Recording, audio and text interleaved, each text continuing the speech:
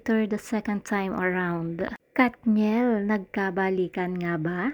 Eto na nga mga ses, usap-usapan sa social media ang pribado nga daw na pag-uusap ni na Catherine Bernardo at Daniel Padilla sa backstage matapos maganap ang ABS-CBN Christmas Special noong December 10. Naku, eto na nga. According to my source, pwedeng linawin ito ni Catherine o ni DJ o ng mga nakakita o mga kasama nila. Ayun, yun nga ang chika sa akin. Nagkita ang dalawa. Si Catherine at si Daniel. Ayun na nga guys, ayon daw sa source ng batikang showbiz insider at talent manager na si Ogie Diaz, nagkita nga daw at nagkausap daw ang mag-ex na sina Catherine Bernardo at Daniel Padilla sa backstage. At bigla nga daw may dalang flowers itong si DJ, kumatok sa dressing room, pinapasok. Naglabasan nga daw ang glam ni Team Catherine at hinayaan ang dalawa na makapag-usap. Hindi, nakita sila sa backstage dressing room. Akala ko sa mata. Hindi, ay di ba may dressing room sarili si Catherine? Oo. Eh, bigla raw may dalang flowers itong si DJ. Ay, Pumatok sa dressing room, pinapasok, naglabasan ng glam team ni Catherine. At hinayaan ang dalawa na makapag-usap.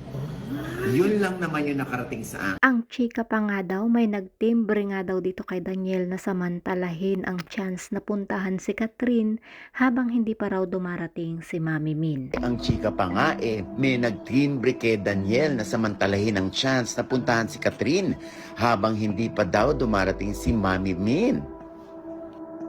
Pero at least Anyway, for me, kung tunay man ang marites na nag-usap man sila, hindi naman maiiwasan yan. Lalo na sa isang bakuran nga lang sila. Pero hanggang usap lang siguro yon, may sariling isip na nga itong si Catherine kung ano ang dapat niyang sabihin at alam niya kung ano ang status nilang dalawa ngayon. Kaya normal lang siguro na mag-usap sila bilang professional. Dahil nga sa matunog na balitang ito, buhay na naman ang Katniel fans. Ramdam na naman ang init at ang saya sa kanilang mga puso. Abangan na lang natin ang susunod na chismis. Baka nga mali lang tayo. Baka closure lang ang usap na maayos para walang sakit sa damdamin sa isa't isa kung talaga mang nagkabalikan na nga. Antay-antay na lang tayo sa susunod na ulat ng panahon kung may bagyo ba o mapayapa ang panahon ng kanilang relasyon. I think Kat knows her worth. She's been through a lot on their relationship. She already knows what best for her.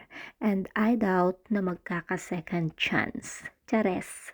So yan nga ang ating latest update about dito sa Katniel. Magkakabalikan na nga ba? Ito na nga ba ang comeback ng Katniel? So that's it guys. Kung di pa kayo nakasubscribe sa aking YouTube channel, kindly hit the notification bell para lagi kayong updated sa aking mga chika. Like and share. Ingat po ang lahat and God bless.